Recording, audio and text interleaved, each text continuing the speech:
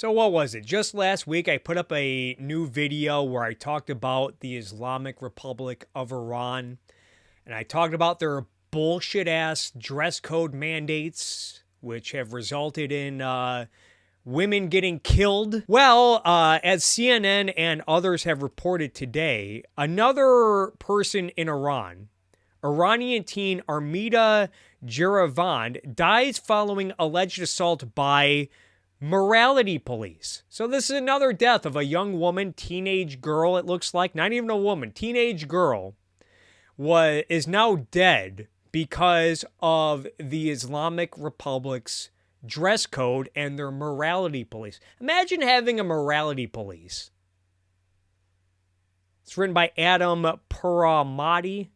Put up just today on October 28th, 2023, a teenage Iranian girl who fell into a coma. Just like Masa Amini, just fell into a coma. I think the authorities said, oh, she had a heart attack when she was in our custody. 23-year-old woman having a heart attack. After she was allegedly assaulted by the country's morality police for not wearing a headscarf, has died, according to Iranian state media.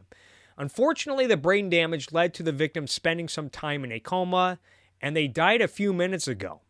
Earlier this week, Armida was declared brain dead despite the efforts of medical staff to save her. Armida Jerevan, 16, was hospitalized with head injuries following the alleged assault at a Tehran metro station earlier this month, according to activists, just weeks after Iran passed draconian legislation imposing much harsher penalties on women who breach the country's already strict hijab rules. Oh, you absolutely suck!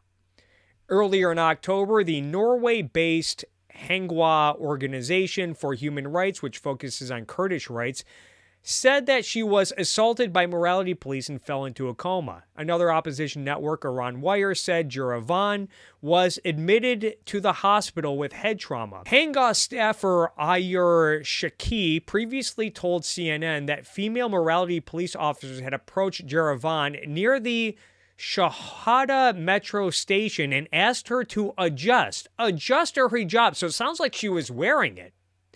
Sounds like she was wearing it. It's not like she said, fuck this, which she would have been well within her rights to do.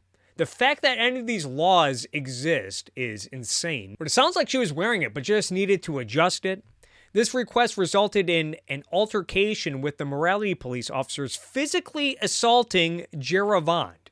Yeah, I guess not adjusting it required some beatdown by the morality police. And this brings me to this article from NBC News that was put up on October 25th by Dan DeLuce and Lisa Cavazzuti. Gaza is plagued by poverty, but Hamas has no shortage of cash. Really makes you think. Where does it come from? Hamas has an investment portfolio. Hamas.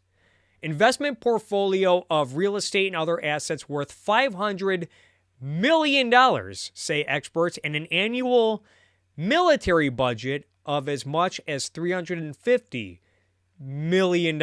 Bear with me because I'm going to get to it. They eventually talk about Iran's involvement with Gaza, but article says the unemployment rate in Gaza is 47% and more than 80% of its population lives in poverty, according to the United Nations. Hamas, however, has funded an armed force of thousands equipped with rockets and drones and built a vast web of tunnels under Gaza. Estimates of its annual military budget range from $100 million to $350 million. And I guess I should make it clear, my point here is not going to be, well, imagine if they, instead of spending that money, that $100 million to $350 million on taking care of its residents, because I don't think that's what the people of Gaza need. What they really need, what anyone really needs to rise out of poverty, is freedom. They need freedom, they need protection of property rights and individual rights, which, knowing Hamas, which is hell-bent on, one, annihilating its neighbors, and two, establishing Islamic law, Sharia law, theocracy on its people, It's not conducive to thinking people who want to deal with each other freely and voluntarily. And it's had an impact from what I've read before about some of the resorts that have been built in Gaza, which is, again, it's on the Mediterranean. A lot of beachfront property. You could probably turn that place into a paradise, like Miami Beach or whatever. Or any of these other resort towns in Mexico, where there are a lot of different resorts along the beach that invite a lot of tourists that are very comfortable for tourists. People who want to go on honeymoons, spring break, nice fun vacations with their friends and their loved ones. Well, in Gaza, when they build resorts, they have to figure out how to segregate the pools based on gender. There's no alcohol allowed. I imagine they're pretty strict on the music, if music is even allowed in Gaza, because to my knowledge, Sharia law, Islamic theocracies are not too friendly to music or what they consider to be Western media in general. So imagine if they had freedom. Imagine if they did not have theocracy in Gaza and they had a greater respect for individual rights and private property rights. Gaza would probably be exploding right now with economic growth, with prosperity, a lot of jobs, a lot of fun going on. But I guess they need to spend, what, 9 figures, hundreds of millions of dollars a year to equip its military, dig up water pipes to build rockets with, and for what purpose?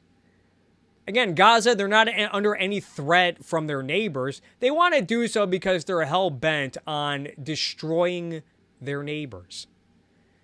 And I guess the reason why I bring all of this up is because a lot of people like to blame it all on Israel. It's all Israel's fault why Gaza is in poverty. As the U.S. House and Senate will be asking in separate hearings Wednesday and Thursday, where does all that cash come from? Since coming to power in the Gaza Strip 17 years ago, Hamas has filled its coffers with hundreds of millions of dollars in international aid, overt and covert injections of cash from Iran, and other ideological partners, as well as cryptocurrency taxes, extortion, and smuggling, according to current and former U.S. officials and regional experts.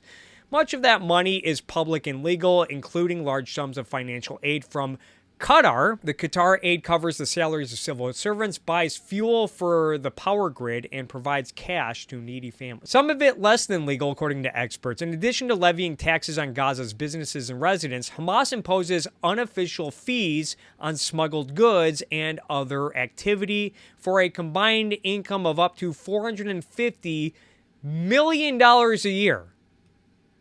So they're imposing taxes and fees on people who are smuggling goods and other activity so that they can fund their effort to destroy Israel. And again, apparently the poverty in Gaza, it's all Israel's fault. Okay, you expect me to believe that load of crap? Hamas also has real estate and other investments around the globe. So they're investing in real estate around the globe? Not investing that money in infrastructure or schools. Not that I'm a proponent for the welfare state, but again, imagine if they were doing that while also saying, yeah, we're going to be moving toward a free society. And forget Qatar and Iran. Imagine how much private investment would be flooding into Gaza if it were an area that had just a little bit of respect for freedom and individual rights and free markets. Despite international restrictions and uses cryptocurrency to mask some of its transactions. Some of it may be fully illegal. A small portion of its budget seems to come from smuggling in South America, including drug smuggling. Experts, enemies, and Western governments have questioned whether Hamas mingles the money for its military operations with money meant for civilian use. Hamas could not be reached for comments. Yeah, no surprise there. Hamas could not be reached for comment, but Hamas representatives have said previously that the group strictly separates funding for the administration of Gaza from funding for its military wing, also known as the Izz ad-Din al-Qassam brigades. In the wake of the October 7th Hamas attacks on Israel that killed 1,400 people, Some former Treasury Department officials and experts argue that the United States and its European allies need to crack down on the group's global financial network. You're goddamn right. There will need to be a new policy review, says Jonathan Schanzer, a former Treasury official now with the Foundation for Defense of Democracy's think tank. The Iranian connection. Oh, spaghetti-o. The size of the Hamas budget and its sources have both morphed over time. Iran has been a consistent financial and military patron of Hamas since the 1990s. So even before they took over Gaza, before they were elected into power in Gaza, Iran was funding Hamas. Now you got to wonder if Hamas would have even had the muster, had the ability to win an election, if not for being propped up by the Islamic Republic of Iran. And a reason why I think this is all very rich is because a lot of the Israel haters, the pro-Hamas people, they talk as if Israel is this colony nation that stole the land and they just want to steal more land, take it for themselves and whatnot. No one talks about Iran's influence on this region and their history of, or I guess I should say this is ignored. This is conveniently ignored by the Israel haters and Hamas supporters. Iran's involvement and Qatar's involvement in propping up Hamas. Long before the group achieved control of Gaza, the funding has gradually increased and is now at about $100 million annually, according to the State Department.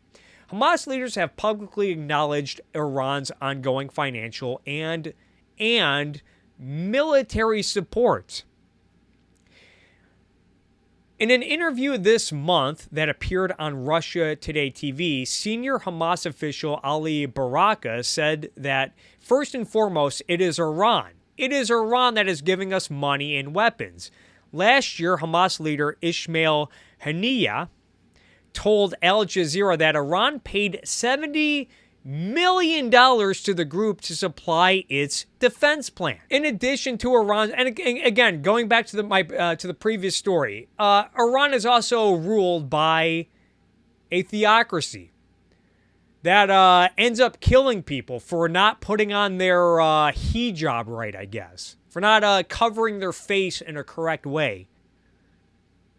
They feel like that requires a police presence, an apprehension, and oops, accidentally beat the person to death. Bunch of fucking maniacs. And to make matters worse, they try to export their shitty-ass ideology to other parts of the world.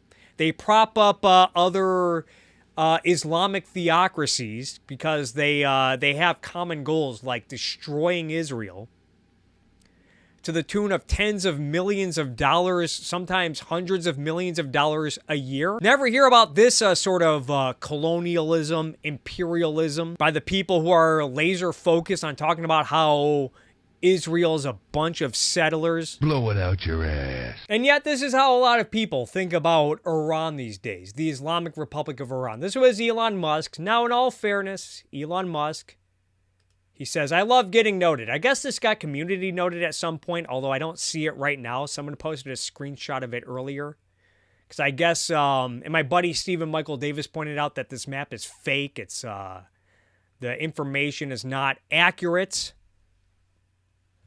I guess this was the community note. Yeah, there are no U.S. military bases in, I guess, a lot of these places. I see maps like this all the time. Yeah, I've even seen it with, in the context of the Russia-Ukraine war. Like, oh, look at all these NATO bases. Oh, as if to give credibility to the notion that Putin was just shaking in his boots, all scared that big bad NATO is going to waltz on in and take over the country any day.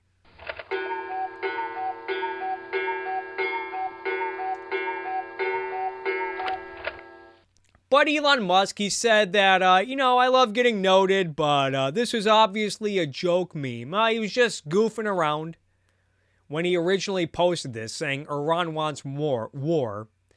Look at how close they put their country next to our military bases. I don't know. If Iran is funding terrorist groups, which they don't only fund Hamas, they also fund Hezbollah. They essentially established Hezbollah in Lebanon to begin with. And if they're, in a way, at war with the people they rule over by imposing their dress codes and their religion on everyone else, then yeah, it is the Islamic Republic of Iran that ultimately wants war. And yeah, even if Elon Musk was not joking about this, I see the sentiment a lot. Reason why I don't get too it's just some dipshit tanky or some other idiots. Not worth losing my shit over. A lot of these loons, goons, and buffoons are just going to show their ass every day on the internet. But when Elon Musk does it, Elon Musk, he's a very respected guy. A lot of people look up to this guy. I think Adam Carolla likes to make the joke that the smartest man on the planet decided to leave California. What does that say about your state? Smartest man in the world, and posts dumb memes like this and then says, hey, I was just joking. Not to mention, right after Israel gets attacked by Hamas, a terrorist group that is handsomely financed by the Islamic Republic of Iran, who also, as I pointed out in my other video, their supreme leader, Ayatollah Ali Khamenei, has long used Elon Musk's website, talking about how he thinks Israel needs to be destroyed.